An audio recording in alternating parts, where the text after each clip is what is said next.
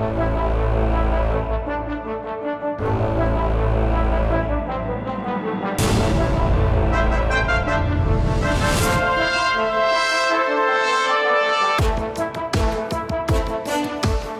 दोघींसोबत लग्न, मग तिसरीच्या सोबत लग्नगाठ बांधण्यासाठी सुपारी फोडण्याचा कार्यक्रम पार पडला आणि चौथी सोबत संसार थाटण्यासाठी बोलणी सुरू असतानाच तरुणाला नेरळ पोलिसांकडून अटक करण्यात आली।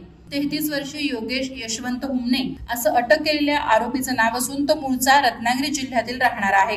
आरोपी योगेशने आतापर्यंत अनेक मुलींना लग्नाचा आमिष दाखवून त्यांची लाखो रुपयांची आर्थिक फसवणूक केल्याचं पोलीस तपासात पुढे आलंय। यामध्ये एक महिला पोलीस कॉन्स्टेबलचा देखील समावेश आहे। दरम्यान योगेश विरोधात नेरळ पोलीस ठाण्यात तक्रार दाखल होताच नेरळ पोलीस ठाण्याच्या पोलीस उपनिरीक्षक प्राची पांगे या कर्तव्यदक्ष महिला पोलीस अधिकाऱ्याने आरोपीच्या मोठ्या शिताफीनं मुसक्या आवळल्यात।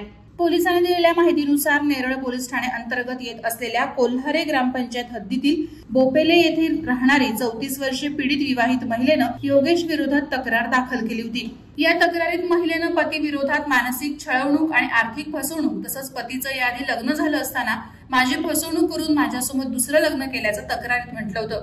यामध्ये 15 ते 20 लाखाची आर्थिक फसवणूक केल्याचं पीडित महिलेकडून सांगण्यात आलं होतं।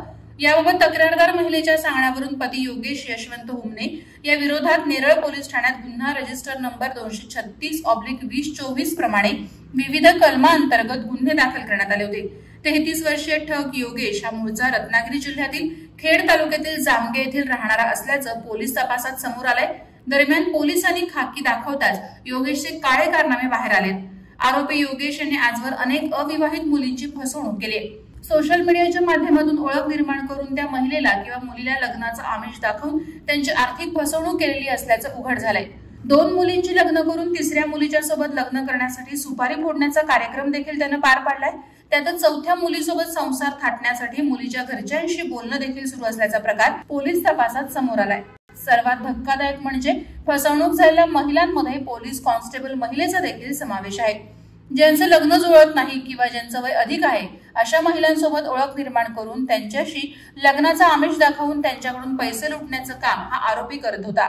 आरोपी योगेश यांनी लग्न केलेल्या एका महिलेला मुलगी देखील जन्माला आल्याचं सांगण्यात आलंय। दरम्यान नेरळ पोलीस ठाण्याचे महिला पोलीस उपनिरीक्षक प्राची पांगे यांनी नेरळ येथील पीडित महिलेच्या तक्रारीनंतर दाखवलेली कार्यतत्परता यामुळे येणाऱ्या पुढील काळात कित्येक महिला तरुणींचे जीवन आणि संसार उजाड होण्यापासून रोखले आहे। वादळवारा लाईव्हसाठी आनंद सकपाळ, कर्जत। नवी मुंबई व रायगड जिल्ह्यातील ताज्या बातम्या आणि घडामोडींसाठी सबस्क्राईब करा वादळवारा लाईव्ह चॅनल आणि दाबा बेल आयकॉन।